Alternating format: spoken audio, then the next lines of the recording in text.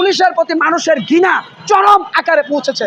ওর কাছ থেকে হাদিয়া স্বরূপ যে টাকাটা নেয়, উনি কি জান্নাত থেকে পালিয়ে আসা আল্লাহর ওলি, নাকি উনি ফেরাউনের উত্তরসূরি? ওই পুলিশের পোশাক পরিবর্তন করে মামু খালু দিয়ে পুলিশকে চাকরিতে নেন, তাহলে সেই পুলিশ আবারও দানবে পরিণত হবে।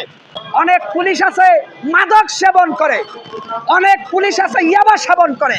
পুলিশের পোশাক পরিবর্তন করা হচ্ছে জাতির সাথে তামাশা করা। পুলিশের পোশাক পরিবর্তন করে লাভ নেই, পুলিশের নীতির পরিবর্তন করতে হবে। পুলিশ এদেশের একজন নাগরিক, আমিও একজন নাগরিক। এই দেশে একজন পুলিশের যেরকম সম্মান আছে, একজন নাগরিক হিসাবে প্রত্যেকটা জনতার সম্মান আছে। কিন্তু অত্যন্ত দুঃখের বিষয়, যখন যে সরকার ক্ষমতা আসে, তারা পুলিশকে তাদের পেটুয়া বাহিনীতে পরিণত করে। এই জায়গা থেকে আমাদের বের হয়ে আসতে হবে।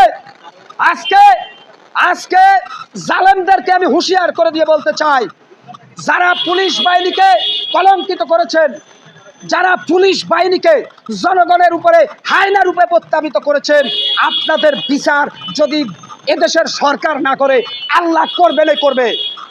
আল্লাহ আপনাদের ছাড় দিবে না। আমার ভ্যাটের টাকায় পুলিশের বেতন দেওয়া হয়।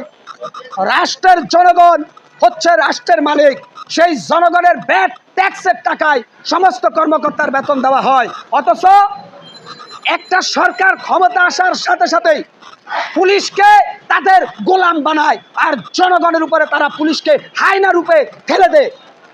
এই কারণে আজকে বাংলাদেশের অনেক সুনামধন্য পুলিশের সুনাম ক্ষুণ্ণ হয়েছে।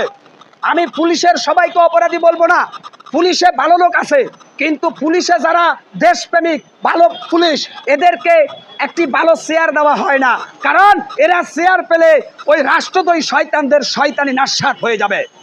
অতএব পুলিশের পোশাক পরিবর্তন করা হচ্ছে জাতির সাথে তামাশা করা। পুলিশের পোশাক পরিবর্তন করে লাভ নেই, পুলিশের নীতির পরিবর্তন করতে হবে। পুলিশকে একেবারে নতুনভাবে নিচের থেকে আবার সাজিয়ে তুলতে হবে। অনেক পুলিশ ইতিমধ্যে আত্মহত্যা করেছে, কারণ পুলিশ এখন অনেক সম্মানিত পুলিশ যারা দেশপ্রেমিক পুলিশ, তারা নাকে রুমাল দিয়ে হাঁটে রাস্তায়। কারণ পুলিশের প্রতি মানুষের ঘৃণা চরম আকারে পৌঁছেছে। পুলিশকে একেবারে নতুনভাবে নিচের থেকে আবার সাজিয়ে তুলতে হবে। অনেক পুলিশ ইতিমধ্যে আত্মহত্যা করেছে, কারণ পুলিশ এখন অনেক সম্মানিত পুলিশ যারা দেশপ্রেমিক পুলিশ, তারা নাকে রুমাল দিয়ে হাঁটে রাস্তায়। কারণ পুলিশের প্রতি মানুষের ঘৃণা চরম আকারে পৌঁছেছে।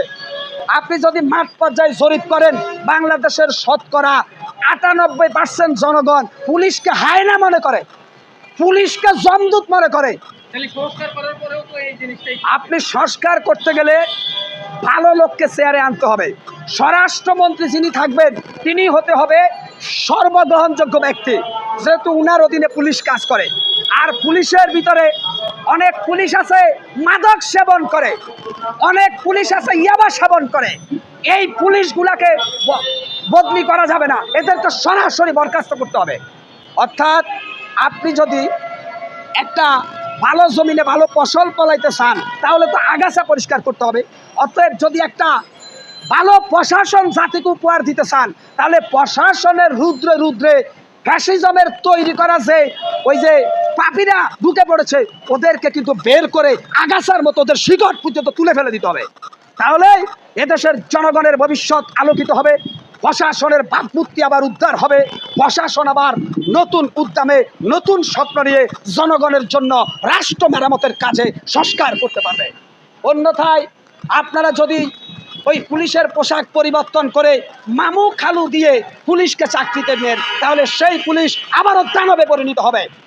একটা পুলিশ এক জেলা থেকে আর এক জেলায় বদলি হওয়ার জন্য 50 লক্ষ টাকার মতো ঘুষ লেনদেন করে।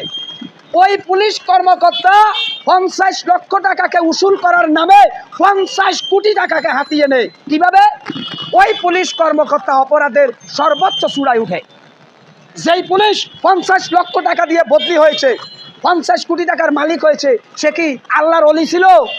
ওই পুলিশ যত ধরনের অপরাধ আছে, সব ধরনের অপরাধের ডন হিসাবে ওই জেলার প্রতি আবির্ভূত হয়। ওই পুলিশ কর্মকর্তার কারণে ওই জেলা ধ্বংস, সমাজ ধ্বংস, পরিবার ধ্বংস। ওই পুলিশ কর্মকর্তার কারণে এই রাষ্ট্র ধ্বংস হচ্ছে। পুলিশ যে 50 লক্ষ টাকা ঘুষ দিয়ে সে যে বদলি হয়, ওর কাছ থেকে হাদিয়া স্বরূপ যে টাকাটা নেয়, উনি কি জান্নাত থেকে পালিয়ে আসা আল্লাহর ওলি, নাকি উনি ফেরাউনের উত্তরসূরি?